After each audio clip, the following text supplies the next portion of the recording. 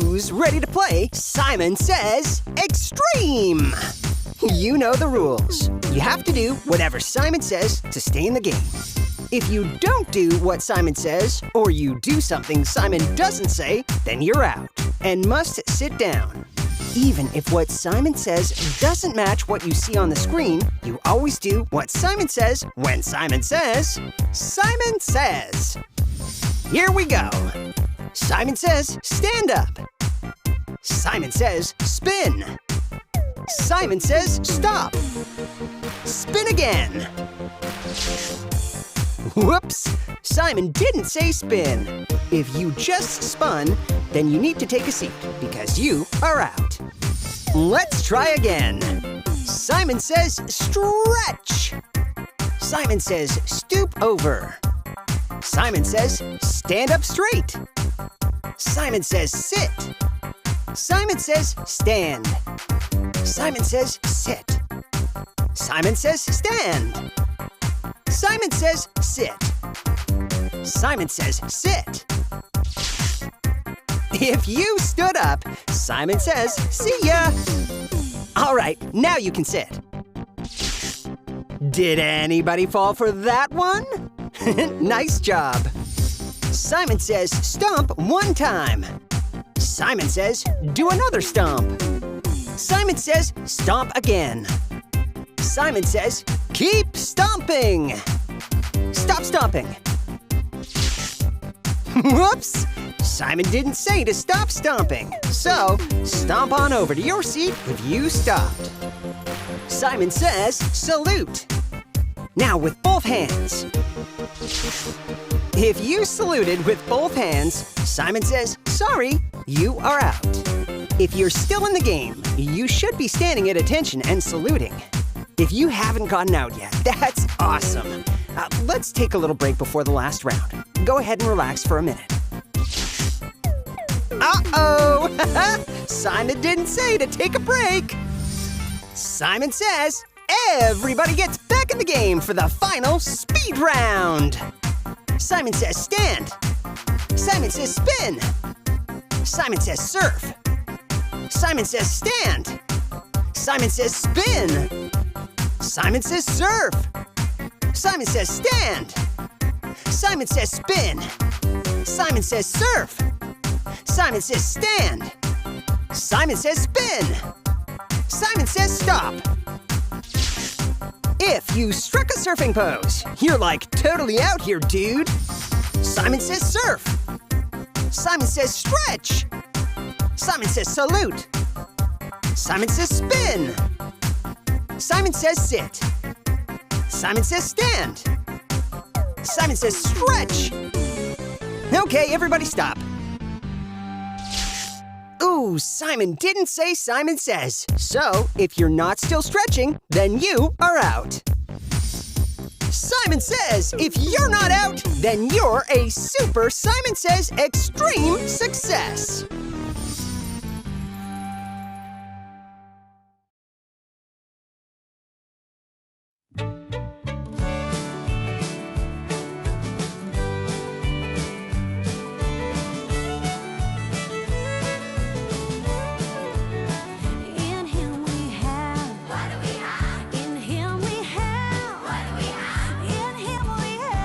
Redemption through his blood.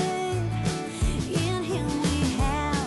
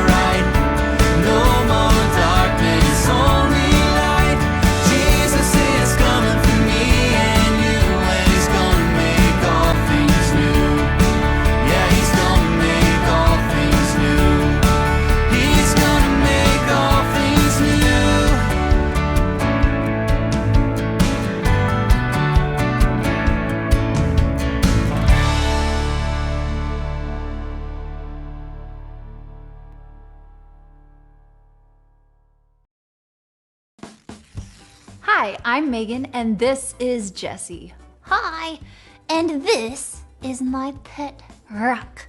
He's so cute. He is very cute. Hello, Pet Rock.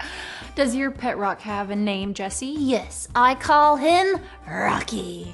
What a very appropriate name for a pet rock. Thank you. I thought so. But, between you and me, Rocky is a little boring for a pet. All he does is sit there. Well, you'll enjoy our Bible story today because God used a young man and a rock, probably the size of Rocky, to defeat a giant and rescue his people. Nothing boring about that. He did? Wow. Yes, God is great at using small things and even boring things to do amazing things. Let me tell you the story from the Bible. Saul, the king of the Israelites, was getting his army ready to fight the Philistines. The Israelites camped on one hill, while the Philistines camped on another. There was a valley between them. The Philistines had a great warrior named Goliath. He was 9 feet 9 inches tall. Goliath picked on the Israelites. He wanted someone to fight him one-on-one. But none of the Israelites wanted to fight Goliath. They were afraid of him. David's 3 oldest brothers were with the Israelite army. David went to check on them and bring them some food to eat.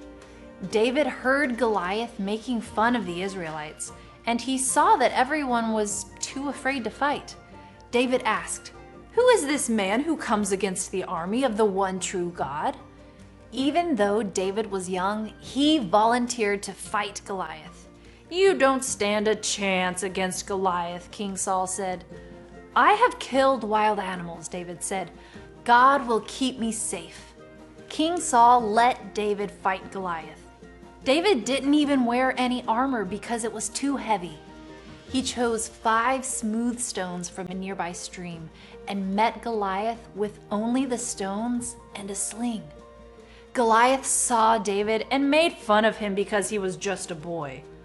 "You come to fight with a spear and sword," David replied, "but I come to fight in the name of God. God always wins his battles." David ran toward Goliath. He slung a rock at Goliath, and the rock hit Goliath in the forehead. Goliath fell face down, and David killed him. The Israelites shouted in victory and chased the Philistines out of the land. The men in Israel's army were afraid of Goliath, but God gave David power to beat Goliath. David reminds us of Jesus. Jesus came to save us from our biggest enemies, sin and death. Jesus is the hero who saves us so we can live with him forever.